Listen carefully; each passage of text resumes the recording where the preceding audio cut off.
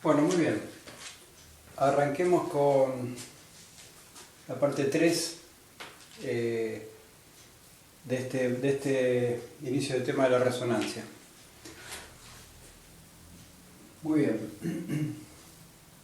Lo que habíamos dicho hasta ahora, haciendo un mini repaso como para ir afianzando, todo esto es muy nuevo y quizás es un poco complejo para entender, por eso hago una repetición, una pequeña repetición. Estamos hablando de este grupo de protones, de hidrógeno obviamente, y decíamos que en este caso cada una de estas flechas negras que están acá son vectores magnéticos, son los vectores magnéticos de los protones que están siendo influenciados por un campo magnético B sub 0. Ese campo magnético lo que hace es los ordena en sentido paralelo y antiparalelo, con una pequeña ventaja para los paralelos. Esa pequeña ventaja es lo que transforma lo que nosotros utilizamos, ¿sí?, como magnetización neta. Y acá lo que hacemos, que son varios, estamos tomando, por ejemplo, varios protones correspondientes a un voxel. Yo en la clase anterior no les dije que era un voxel, pero lo habíamos visto en otra materia ya, lo habíamos visto en otro tema. El voxel es un píxel de volumen, o sea, es una unidad volumétrica de información, ¿sí?, que va a estar compuesta por tres ejes también, ¿no?, X, Y, Z. Y me va a dar un pequeño cubo, si es un voxel isotrópico, ¿no? Muy bien. Acá lo que tenemos justamente es eso. Un grupito de protones que mostramos su comportamiento frente a ¿qué? Frente a la llegada de pulsos de radiofrecuencia, ¿sí? Trenes de pulsos de radiofrecuencia que tienen la característica, como habíamos dicho antes, que la frecuencia de estos pulsos, de estas ondas electromagnéticas, de estas ondas de radio, coincide con la frecuencia de giro que va a tener estos vectores, por ley de Larmor, ¿sí? O sea que esa famosa W, que era igual a gamma por B sub 0, esa W es 2πf, ¿sí? Entonces, esa frecuencia de esa velocidad angular coincide con esta frecuencia que está acá. Tienen que ser exactamente iguales. Lo que ocurre entonces es que así, cuando se dirige este tren de pulsos en forma transversal al eje Z, habíamos dicho que también suele venir otros trenes de pulsos, o sea, por un lado del eje X, por el otro lado del eje Y, en cuadratura ambos, que eso, bueno, no entramos un poco en eso, en cuadratura de fase, pero lo que sí decimos es que estos trenes de pulsos afectan al comportamiento de estos vectores porque están entrando justamente en resonancia, resuenan. Por lo tanto, la resonancia es la absorción de la energía de estos trenes de pulsos de radiofrecuencia que la van a tomar los protones y van a modificar el comportamiento de los vectores magnéticos. Habíamos dicho que los vectores magnéticos, lo que nos importaba de los vectores magnéticos es su representación en los ejes cartesianos. Entonces estaba la magnetización longitudinal, que la vamos a llamar MZ, que es la que se representa sobre el eje Z, que es el eje Z va en la misma dirección que B sub 0, y por otro lado, la magnetización en el plano transversal, la MXY, que es la que se representa en este plano. Hagan de cuenta que el Z es la columna de la casa y el plano XY es el piso de la casa donde está, ¿sí? Entonces, en este plano XY, que es una superficie, es una determinada superficie, lo que va a ocurrir es que van a estar representados también los valores de los vectores de magnetización Por ejemplo, de este que está acá, por ejemplo, puede ser que este sea la representación en el plano XY. Puede ser acá, de este puede ser acá. Y habíamos dicho que mientras no se presente RF, o sea, mientras no haya un fenómeno de resonancia que se absorba esa energía, que esté solamente P sub 0, lo que va a ocurrir es que el MZ va a ser máximo, porque va a ser la suma de las contribuciones de cada uno de estos, ¿sí? Este que está acá va a representarse acá, este que está acá va a representarse acá, entonces la suma de este, más todos los demás, van a dar un MZ más grande, que va a ser máximo. ¿Cuándo el MZ es máximo? Antes del tren de pulsos de radiofrecuencia. O sea, cuando simplemente están sometidos al campo magnético B sub 0. ¿Y cómo va a ser la magnetización transversal, que es la que corresponde al plano este, el MXY? En la magnetización transversal, mientras solamente lo sometemos al campo B sub 0, va a ocurrir el fenómeno que comentamos la clase anterior. Las representaciones de cada uno de estos vectores sobre este plano se van a anular entre sí, esta con esta y así. Entonces la sumatoria de todos los MXY de cada uno de estos va a dar 0. ¿Cuándo? Cuando solamente está siendo afectado esto por el B sub 0, por el campo magnético, sin RF. Fundamental entender eso. Ahora vayamos a lo que ocurre cuando aplicamos el RF. Habíamos dicho que cuando ocurren los pulsos de RF, lo que va a ocurrir es que, de acuerdo al tiempo t que le vamos a aplicar, van a bajar hasta acá, ¿sí? Entonces, cuando bajan hasta acá, van a ocurrir dos cosas. Una que ya se las dije, que con la aplicación en un tiempo t de RF, todos estos bajan, entonces el MZ que va a quedar después del pulso va a ser 0. ¿Por qué? Porque van a bajar todas. Y acá abajo, van a estar todas acá abajo, pero si quedasen así, desfasadas, ¿se acuerdan que habíamos dicho lo que era desfasadas? Que un vector está acá, el otro vector está acá, cada uno recorriendo un ángulo distinto en un determinado instante, pero todos girando a la frecuencia del Larmor. Ocurre otro fenómeno que no lo había dicho hasta ahora y que es muy importante, y es que todos estos vectores, vamos a ponerlos así, no solamente están girando así cuando está solamente B sub 0, sino que cuando aparece el pulso de RF, un determinado tiempo t, empiezan a bajar todos, pero no solo empiezan a bajar, dejan de estar desfasados y se colocan todos en fase. Y empiezan a girar todos abajo en el plano XY en fase. Entonces, todos estos, ¿saben lo que ocurre cuando se le aplica el pulso de 90 grados, que fue el que manifestamos antes? Vamos a borrar esto. ¿Qué es lo que ocurre?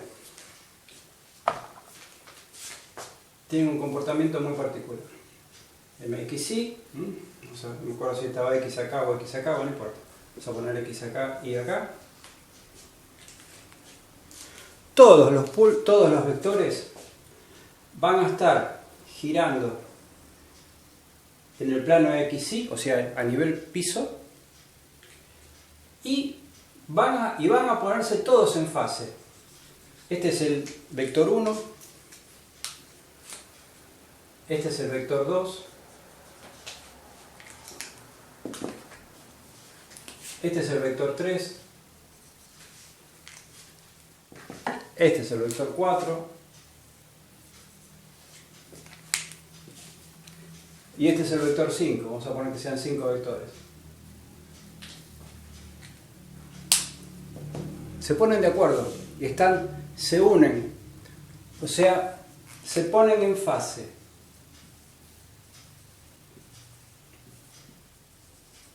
O sea, están siempre todos en el mismo mientras dure la influencia del pulso RF, van a estar todos girando en la misma fase, al mismo tiempo, girando a la misma velocidad. Imagínense, todos estos juntos, lo voy a representar por estos dos, que están en el plano del piso moviéndose así, girando constantemente, a la frecuencia del árbol. Entonces, ¿qué pasa? ¿Cuánto va a valer la componente MZ longitudinal? 0. ¿Cuánto va a valer la componente transversal MXY? Va a tener el valor máximo. ¿Por qué? Porque están en fase. O sea que la sumatoria de todos estos me va a hacer, ¿qué cosa? Si yo sumo todos estos vectores por suma vectorial, ¿qué me va a dar? Un vector resultante, un vector suma, que va a ser este. Este va a ser MXY, que va a estar girando por acá. Entonces, después del pulso de 90 grados de RF, acá también, después de RF 90 grados, ¿qué voy a tener? Un MXY máximo y un MZ 0. ¿Cómo era antes del pulso de RF? Un MZ máximo y un MXY 0, porque se anulaban entre sí. Entonces, esto es muy importante que se entienda para ver después cómo se comporta la recuperación de estos vectores. Hasta acá espero haber sido claro. Sé que es complicado, lo trato de explicar lo mejor posible. Hay por internet algunas animaciones, yo lamentablemente no sé hacer animaciones, donde, salvo los que hago con los marcadores, donde muestran cómo esos vectores van bajando cuando se aplica el RF, ¿no? Y después lo que ocurre cuando termina RF. Y ahora vamos a dar comienzo a lo que va a ser lo que se llaman tiempos de relajación. Que acá los tiempos de relajación son los protagonistas fundamentales de lo que es la captura de señal por las antenas para después con esas señales obtener imagen. O sea que ahora viene lo más importante, lo más interesante de todo este proceso. Muy bien. ¿Cuándo ocurre esto? Cuando se mandó el tren de pulsos de RF de 90 grados. Ahora, ¿qué pasa después? Se anula el pulso de RF. El pulso de RF ya logró llevarlos hasta acá. Recuerden, si en vez de darles un tiempo T suficiente como para bajarlos, ese se llama un pulso de RF de 90 grados, porque los baja desde acá hasta acá. Si ese pulso sigue existiendo, si ese tren de pulso sigue por un tiempo mayor que T, todos estos protones, todos estos momentos que están acá, van a entrar a bajar y van a rotar no 90, sino otros 90 más y se van a convertir en 180 grados, se van a convertir a los 180 grados. Por lo tanto, van a pasar a un estado energético más alto. Por lo tanto, ya no va a ser un pulso de RF de 90 grados, va a ser un pulso de RF de 180 grados. Y esto después lo vamos a ver cuando hablemos de la secuencia Spinetto. Bueno, hasta acá estamos bien. Hace falta un gran esfuerzo de imaginación, ¿sí? Repito, si pueden encontrar por internet alguna animación puede ser muy útil. Muy bien, nos encontramos con esto después de que, en el instante justo en que se termina los pulsos de RF. Nos encontramos con esto. Pulsos que bajaron 90 grados y de estar todos distribuidos y desfasados se ponen en fase, se ponen de acuerdo a girar todos en el mismo ángulo en el mismo momento. Muy bien. Sacamos la fase, sacamos la radiofrecuencia. ¿Qué es lo que ocurre? Todo este sistema de vectores busca volver a la normalidad. ¿Qué significa volver a la normalidad? A como estaban, obviamente, antes, cuando estaba solamente V sub 0. ¿Se acuerdan cómo estaba antes? Estaban todos acá arriba, como formando un remillete. Estaban todos acá arriba, así. Girando. girando constantemente, ¿sí? Y teniendo un MZ máximo y teniendo un MXI que por restas, porque están desfasados, da 0. O sea que la sumatoria da 0. ¿Cómo se pasa a este proceso? Bueno, en forma lenta. Lenta entre comillas. Dura a razón de fracciones de segundo. Todo va a depender del tejido a donde se encuentren estos protones. Y acá viene lo más interesante de todo. Tenemos que empezar a hablar, que obviamente lo vamos a hablar en la clase que viene, para no hostigarlos tanto. Van a empezar a hablarse de los tiempos de relajación, que son T1 y T2. Fundamental que se entienda esto y que para poder después trabajar con esto. ¿Qué son los tiempos de relajación? El tiempo que tardan en recuperar esto, en recuperar la antigua forma que tenían de movimiento. Y les dije algo muy importante, que todo depende del tejido a donde se encuentren inmersos esos protones. O sea, por ejemplo, si esos protones pertenecen a una zona de grasa, van a tener un tiempo de relajación, unos tiempos de relajación para volver. Pero si en vez de grasa es agua o es músculo, por ejemplo, la velocidad con que retornan a sus valores normales es otra, varía.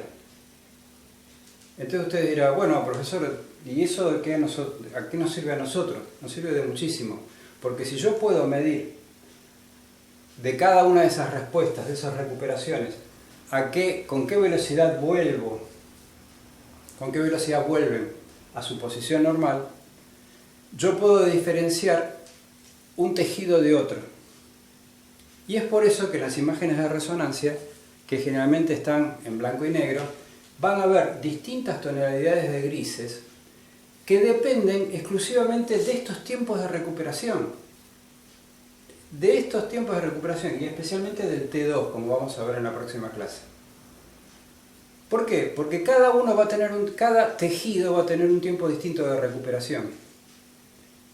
¿Por qué? Porque es lo que tarda en devolver, en entregar, en ser absorbida esa energía extra en el medio que lo circunda. Entonces, en algunos tejidos le cuesta mucho entregar esa energía que tiene extra, entonces los tiempos son lentos.